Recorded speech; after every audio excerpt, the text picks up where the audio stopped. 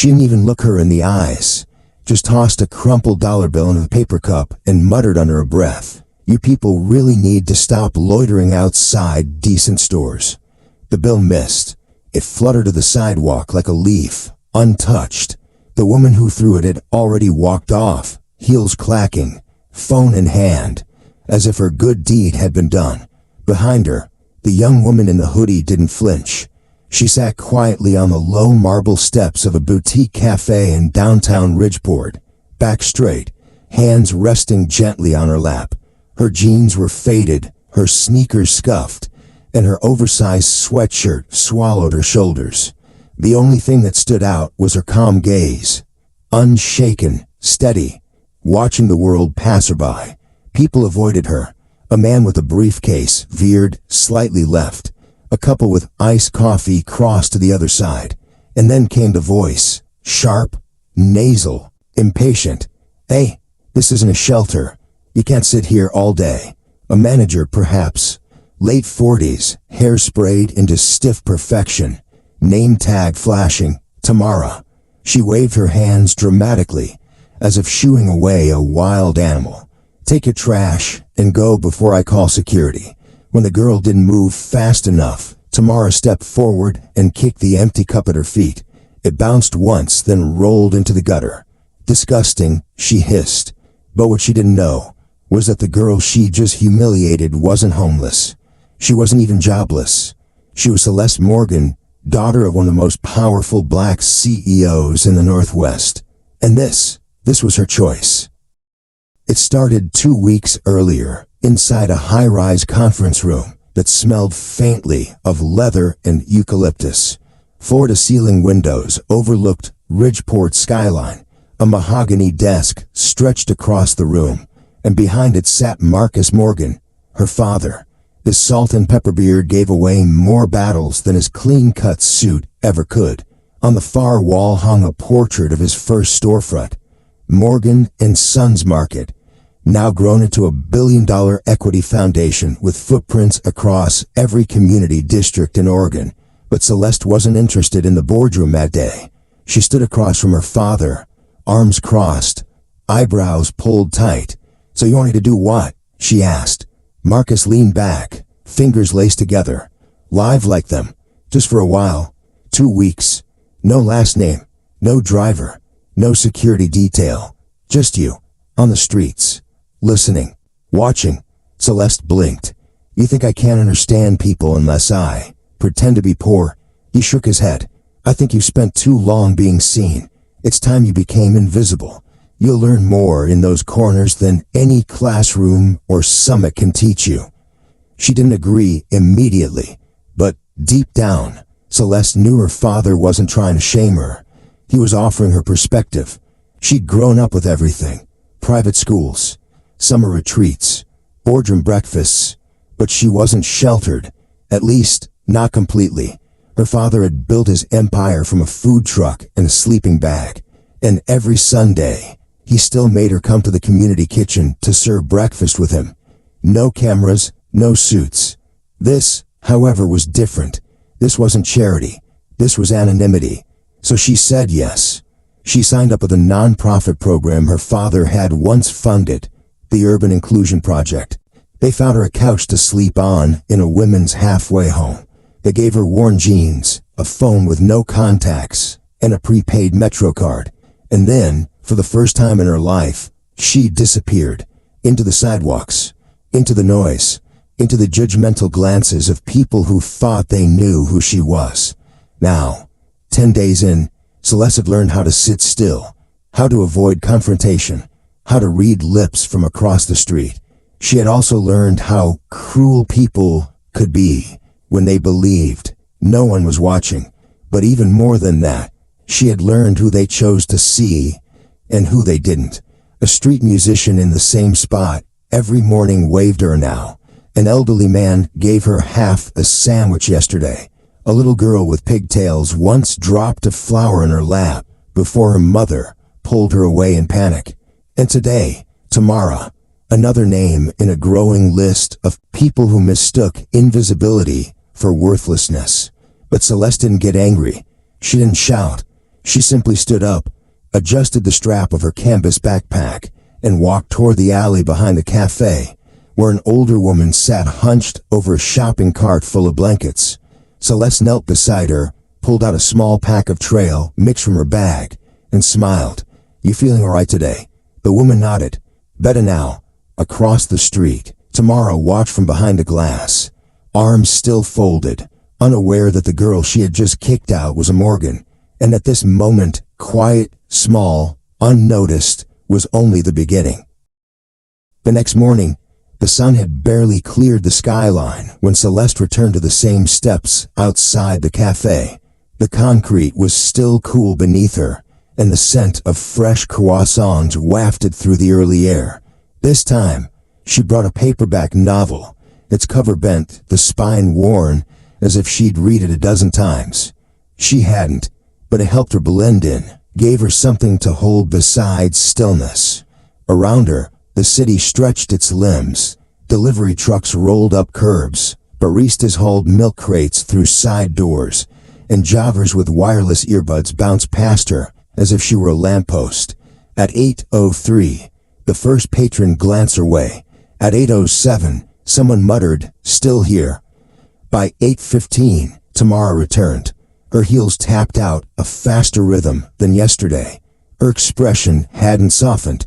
"Oh no, not again," she said, halting in front of Celeste like she'd just found a stain on her apron. "Didn't I make myself clear yesterday?" Celeste looked up calmly, meeting her eyes, but saying nothing. That silence infuriated Tamara more than any backtalk could. She leaned forward, voice rising. "Do you think this is some kind of spot to hang out? This is a business, not a bus stop." Her words were like needles, short, sharp, meant to puncture. A man in a tailor navy suit emerged from the cafe behind Tamara, coffee in hand. He paused briefly, glanced at Celeste, then at Tamara. "Everything all right?" he asked, in that overly polite tone people use when they don't actually care about the answer. "We're just handling a situation," Tamara replied. "Some people don't understand private property." He looked Celeste up and down, shoes to eyes, and then gave a half smile. "Better find somewhere else, sweetheart. This place has a dress code." He chuckled, took a sip of his drink, and walked off. Tamara crossed her arms, satisfied. "See? No one wants you here. Why don't you move along before someone calls the cops?" Celeste didn't blink, but inside, something shifted, like the edge of her resolve sharpening just slightly. She stood up slowly, brushing off the back of her jeans. "I'm not blocking the entrance," she said, voice quiet but clear. "I've been sitting here reading. That's not a crime." Tamara scoffed. "Not a crime, maybe, but it sure is bad for business." Then, in a move so rehearsed it almost felt natural, she reached into her apron, pulled out a $5 bill, and pressed it forward like a bribe to dignity. "Here, for the bus, or food, or whatever. Just not here." Celeste looked at the bill, then back at her. "I don't want any money." Tamara's smile evaporated. "Of course you do. People like you always do." Behind them, a small crowd had begun to form, not out of concern, but curiosity, the kind of glance people steal when they think they're being subtle. A mother pulled her child closer. A man on his bike slowed down. The teenager lifted his phone, just slightly, pretending to check messages, but recording the whole exchange. Celeste felt it all, the weight of their eyes, the judgment behind their silence. But she also remembered something her father told her long ago. People will measure you by what they think you are. You decide whether they're right. So she took a breath, let her hands relax at her sides, and said nothing more. Just walked back to her spot, sat down again, and opened her book as if nothing had happened. That simple act, returning to stillness, was louder than any protest. Tamara, fuming, stood above her a moment longer before hissing, "Unbelievable," and stormed back inside, her footsteps sharp against the tile. Someone clapped softly. Celeste turned. It was the elderly man with the sandwich from the day before. He gave her a wink. "You handle that like royalty," he whispered. She smiled barely. just enough to acknowledge him. But the crowd didn't disappear right away. They lingered, whispered, watched. One woman muttered, "She's too clean to be homeless," while another countered, "She's probably just scamming. That's the thing now, right? Pretty beggars pretending." The teenager with the phone looked disappointed when nothing exploded. No shouting match, no tears. Just a girl with a book, choosing silence. And yet, beneath that silence, something was building. Not anger, not shame, but clarity. Invisibility, she was learning, had a price. People didn't just ignore you. They assumed the worst about you. They projected every fear, every stereotype, every tired narrative onto your stillness. And then they called it truth. That realization hurt more than Tamara's words, more than a coffee man's chuckle, more than the dollar that never touched her hands. It hurt because it was so casual, so normal. And if this was how they treated someone pretending to be invisible, what about those who didn't have a choice? That evening, as twilight folded over the skyline and turned the pavement bronze, Celeste remained on the same steps. She hadn't moved for hours, not out of stubbornness, but presence. There was power in staying, in letting the world pass her by, and knowing that she didn't owe it a performance. Her book sat closed beside her now. Instead, she held a small paper bag filled with a half sandwich, ham, and mustard on rye, offered quietly by the same elderly man who had clapped earlier. He had returned at noon, sat beside her for a moment, then left the sandwich without a word. It wasn't pity, it was kinship, a silent agreement between two strangers who had both learned how to live on the edge of being noticed. Celeste watched the sidewalk like it was a movie, every person a character, every glance a line of dialogue. Most people passed quickly, eyes front, attention elsewhere, but a few looked twice now, not with hostility, but with hesitation. Perhaps they sensed that something about her didn't quite fit the mold they constructed. She wasn't slumped or fidgeting. She hadn't asked for anything, and that bothered them more than if she had.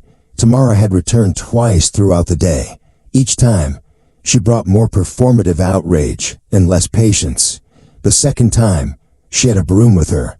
"If you're not going to leave, then at least stop making the place look like a soup kitchen," she snapped. She swept at imaginary crumbs near Celeste's feet, her movements exaggerated, theatrical, meant not to clean but to shame. Celeste simply moved her sandwich bag out of the way. No eye contact, no raised voice. The more she remained grounded, the more ridiculous Tamara appeared. That imbalance wasn't lost on the people watching. By late afternoon, a local reporter from Ridgeport Community News had shown up, called, apparently, by someone who filmed the earlier exchange. He was young, trying too hard to look seasoned, with a notepad in one hand and a mic in the other. He didn't approach Celeste immediately. Instead, he lingered across the street, taking notes. A woman from a neighboring bookstore offered her a bottle of water. A student dropped 2 granola bars into her bag without speaking. She said thank you to both. Quietly, warmly, no camera required. When the reporter finally did cross the street, he crouched down beside her instead of standing above. "Hi, I'm Micah. Local news," he said, flashing a badge. "Mind if I ask why you're out here?" Celeste paused, then smiled. "No particular reason. You don't look like most folks we see on the street." "And what do most folks look like?" she asked, not accusing, just curious. He hesitated. "I mean, there's been chatter about what happened this morning. Some say you're protesting. Some think you're part of a social experiment. Are you?" Celeste shook her head. "No signs. No slogans. I'm just here." Micah jotted something down. "Are you homeless?" "Not today." That answer caught him off guard. Before he could clarify, Celeste added, "But even if I were, would it change what you saw this morning?" He didn't respond, just nodded, tucked his mic away and stood. "You're very poised," he said. "People usually react with anger when they're treated like that." Celeste looked up at him. Sometimes silence is louder. Eye sunset, the dynamic had shifted. Tamara no longer came out, whether from embarrassment or instructions to step back. No one knew, But the space around Celeste felt different now. A few customers even nodded politely as they passed. Not all, but some. And that, in itself, was movement. Not victory, but change. Celeste remained calm, composed. Not because she didn't feel anything, but because she felt everything. She'd absorbed every insult, every glance, every assumption, and transmuted them into stillness, into strength. Her father used to call it stone water, the ability to be soft without breaking, to endure without shrinking. And today, she had lived that truth, not to prove a point, not to reclaim pride, but to remind herself what real resilience looked like when no one was watching. As the sky turned violet and streetlights flickered to life, Celeste picked up her book again, not to read, but to mark the end of the day. The sandwich was gone, the cup was gone, the stairs were quieter now, and, through it all, she remained, not defeated, not diminished, just present.